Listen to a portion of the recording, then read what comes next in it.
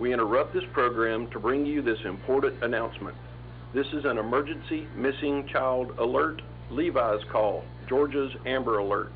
The Long County Sheriff's Office and the Georgia Bureau of Investigation are looking for a white Chevrolet Equinox.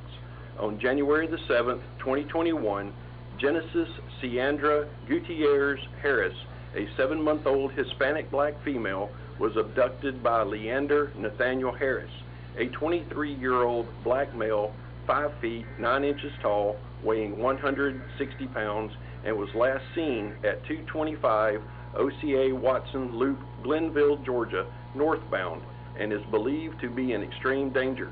If you have any information on the whereabouts of Genesis Ciandra Gutierrez Harris or the white Chevrolet Equinox, please dial 911. The public can also provide information to the GBI tip line at 1-800-597-TIPS and the C-Send app for iPhone and Android users.